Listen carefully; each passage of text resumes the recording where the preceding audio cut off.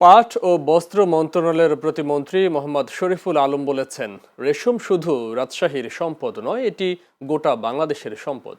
রেশম বাংলাদেশের ঐতিহ্য। রেশম শিল্পকে বাঁচিয়ে রাখতে প্রধানমন্ত্রী তারেক রহমানের নির্দেশে সার্বিক উন্নয়নে পরিকল্পনা গ্রহণের জন্য মাঠ পর্যায়ে পরিদর্শন করা হচ্ছে বলেও জানান প্রতিমন্ত্রী।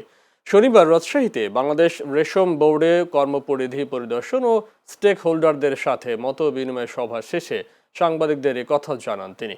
রেশম সুতার উৎপাদন বৃদ্ধিতে কারখানাগুলোতে বন্ধ পড়ে থাকা লুমগুলো চালুর বিষয়ে উদ্যোগ নেওয়া হবে বলেও জানান প্রতিমন্ত্রী। এ সময় উপস্থিত ছিলেন মন্ত্রণালয়ের সচিব মিস বিলকিস জাহান রিমি।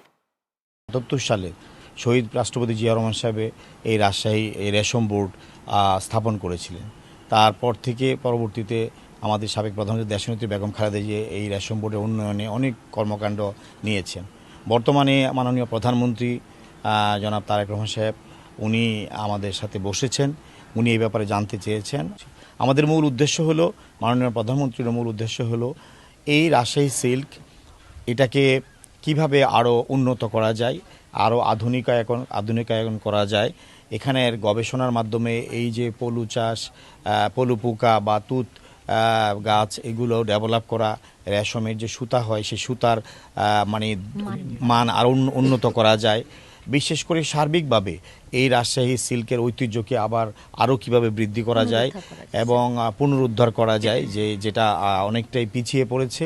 এ ব্যাপারে আমাদের যা যা করণীয় দরকার, এই ব্যাপারে আমরা সচক্ষে দেখা এবং এ ব্যাপারে কার্যকরী পদক্ষেপ নেওয়ার জন্য আজকে এখানে আসা।